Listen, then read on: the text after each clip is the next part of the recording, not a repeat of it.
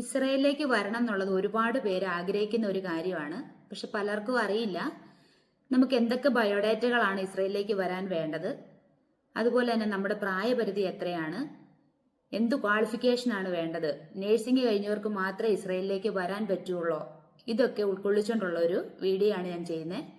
ബയോഡേറ്റകൾ ഏതൊക്കെയാണ് വേണ്ടതെന്ന് നോക്കാം. ഇസ്രയേലിൽ വരാൻ ആഗ്രഹിക്കുന്ന വ്യക്തി അവരുടെ പാസ്പോർട്ട്, അവർ മാരേജ് കഴിഞ്ഞതാണെങ്കിൽ അവരുടെ സ്പൗസിന്റെ പാസ്പോർട്ടും വേണം. പിന്നെ നമുക്ക് എന്തെങ്കിലും കാരണവശാൽ നമ്മുടെ പാസ്പോർട്ട് നഷ്ടപ്പെടുകയോ എന്തെങ്കിലും ഡാമേജ് വരികയോ ചെയ്തിട്ടുണ്ടെങ്കിൽ FIRന്റെ കോപ്പി വേണം. നമുക്ക് ഓൾഡ് പാസ്പോർട്ട് ഉണ്ടെങ്കിൽ ആ പാസ്പോർട്ടും വേണം. പിന്നെ വേണ്ടത് ആധാർ കാർഡാണ്. ആധാർ കാർഡ് ഈ ഇസ്രയേലിൽ വരുന്ന വ്യക്തിയുടെയും അവർ മാരേജ് കഴിഞ്ഞാണെങ്കിൽ സ്പൗസിന്റെയും പേരൻസിന്റെയും ആധാർ കാർഡ് വേണം. പിന്നെ വേണ്ടത് ബർത്ത് സർട്ടിഫിക്കറ്റ് ആണ്. ഇസ്രയേലിൽ വരുന്ന വ്യക്തിയുടെ ബർത്ത് സർട്ടിഫിക്കറ്റ് വേണം. ചിലർക്ക് ഓൺലൈനായിട്ട് ബർത്ത് സർട്ടിഫിക്കറ്റ് എടുക്കാൻ പറ്റുകയില്ല, ചിലർക്ക് ബർത്ത് സർട്ടിഫിക്കറ്റ് കിട്ടുകയില്ലാത്തവരുണ്ട്.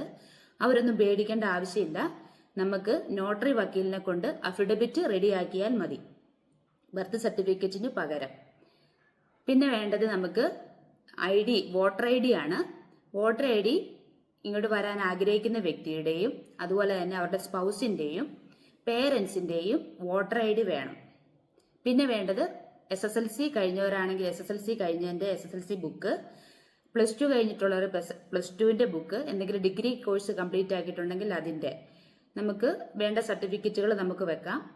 പിന്നെ നേഴ്സിംഗ് കഴിഞ്ഞവരാണെങ്കിൽ നേഴ്സിംഗ് സർട്ടിഫിക്കറ്റ്, നേഴ്സിംഗ് കഴിയാത്തവരാണെങ്കിൽ നമ്മൾ എക്സ്പീരിയൻസ് സർട്ടിഫിക്കറ്റ് ആക്കുന്നതിന്റെ എക്സ്പീരിയൻസ് സർട്ടിഫിക്കറ്റ് വെക്കാം.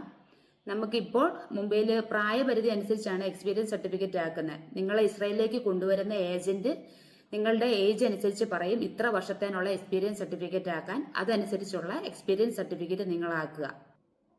പിന്നെ മാരേജ് കഴിഞ്ഞവർക്ക് മാരേജ് സർട്ടിഫിക്കറ്റ് റെഡിയാക്കണം, അല്ലാത്തവർക്ക് അൺമാരീഡ് സർട്ടിഫിക്കറ്റും ആക്കുക. പിന്നെ റേഷൻ കാർഡ് വേണം. റേഷൻ കാർഡിന്റെ മലയാളത്തിലും ഇംഗ്ലീഷിലും ഉള്ള കോപ്പി വേണം വെക്കാനായിട്ട്.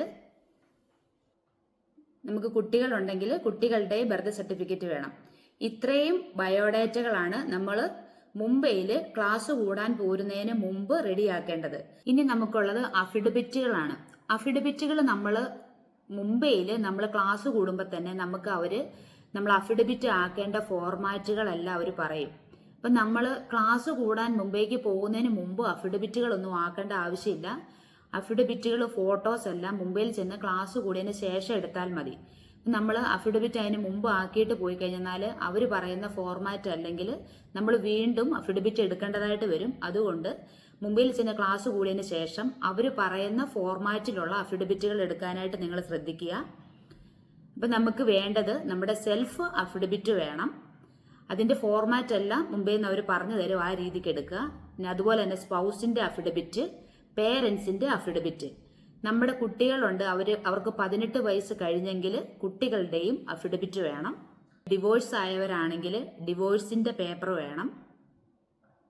പിന്നെ നമ്മുടെ full size photo, passport size photo, visa size photo, ഇതിനെല്ലാം അവര് കറക്റ്റായിട്ട് എത്രണ്ണം വേണമെന്നും ഏത് സൈസിലാണ് എടുക്കേണ്ടതെന്നും ഒക്കെ ഉള്ളതിന്റെ ഒരു ക്ലാസ് മുംബൈയിൽ തരും. അതനുസരിച്ച് നിങ്ങൾ ഫോട്ടോ എടുക്കാനായിട്ട് ശ്രദ്ധിക്കുക. മാരേജ് കഴിഞ്ഞവർക്ക് മാരേജിന്റെ ആ ഫോട്ടോ ഒരു 3-4 ഫോട്ടോ വേണ്ടതാണ്. ഇസ്രയേലിലേക്ക് വരാനായിട്ട് ക്വാളിഫിക്കേഷൻ SSLC കഴിഞ്ഞവർക്ക് ഇസ്രയേലിലേക്ക് വരാൻ നേഴ്സിംഗ് പഠിക്കണമെന്ന് ഒരു നിർബന്ധവും ഇല്ല. പിന്നെ നമുക്ക് SSLC കഴിഞ്ഞവരാണെങ്കിലും ഫ്ലുവന്റ് ആയിട്ട് ഇംഗ്ലീഷ് സംസാരിക്കാൻ പറ്റുന്നവരായിരിക്കണം. നമ്മൾ ഇസ്രയേലിലേക്ക് വരാനായിട്ട് നോക്കേണ്ടത് എന്താന്ന് പറഞ്ഞാൽ നമ്മൾ എംബസിയിൽ ഇന്റർവ്യൂ അറ്റൻഡ് ചെയ്തിട്ട് വേണം നമ്മൾ ഇസ്രയേലിലേക്ക് വരാൻ. എംബസി ഇന്റർവ്യൂവിൽ ക്വസ്റ്റ്യൻസ് എല്ലാം ഇംഗ്ലീഷിലായിരിക്കും, നമ്മൾ ആൻസർ ചെയ്യേണ്ടതും ഇംഗ്ലീഷിൽ തന്നെയാണ്. അപ്പൊ SSLC കഴിഞ്ഞവർക്കും ഇസ്രയേലിലേക്ക് വരാം, പക്ഷെ ഇംഗ്ലീഷ് നമ്മൾ അറിഞ്ഞിരിക്കണം. പിന്നെ പ്രായപരിധി ഫീമെയിലിനാണെങ്കിൽ 23 മുതൽ 48 വയസ്സ് വരെയും, മെയിലിനാണെങ്കിൽ 24 മുതൽ 45 വയസ്സ് വരെയും ഇസ്രയേലിലേക്ക് വരാം. പിന്നെ ഫീമെയിൽ 50 വയസ്സുള്ളവർക്കൊക്കെ വരാൻ നമ്മൾ ഫ്ലുവന്റ് ആയിട്ട് ഇംഗ്ലീഷ് അറിഞ്ഞിരിക്കണം, നമുക്കൊരു കോൺഫിഡൻസ് ഉണ്ടാവണം.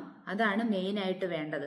പിന്നെ അൺമാരീഡ് ആയിട്ടുള്ളവർക്ക് അവർക്ക് ഏത് ബാങ്കിലാണോ അക്കൗണ്ട് ഉള്ളത് ആ ബാങ്കിന്റെ പാസ്ബുക്കും 6 മാസത്തെ ബാങ്ക് സ്റ്റേറ്റ്മെന്റും വേണം. മാരീഡ് ആയിട്ടുള്ളവർക്ക് അതിന്റെ ആവശ്യമില്ല. പിന്നെ 18 വയസ്സിൽ താഴെയുള്ള കുട്ടികൾക്ക് അവർ സ്കൂളിൽ പഠിക്കുന്നവരാണെങ്കിൽ സ്കൂൾ ബോണഫൈഡ് സർട്ടിഫിക്കറ്റ് റെഡിയാക്കേണ്ടതാണ്. ഇത്രയും സർട്ടിഫിക്കറ്റുകളാണ് നമുക്ക് ഇസ്രയേലിലേക്ക് വരാനായിട്ട് വേണ്ടത്. ഇസ്രയേലിൽ വരുന്നതിനെ കുറിച്ച് കൂടുതലായി എന്തെങ്കിലും അറിയണമെങ്കിൽ നിങ്ങൾക്ക് കമന്റ് ചെയ്യാം. പിന്നെ ഈ ബയോഡേറ്റയെ കുറിച്ചുള്ള ഡീറ്റെയിൽസ് ഞാൻ എൻ്റെ ഡിസ്ക്രിപ്ഷനിൽ കൊടുത്തിട്ടുണ്ട്. ഇനി അടുത്ത വീഡിയോയിൽ കാണാം. Okay, by.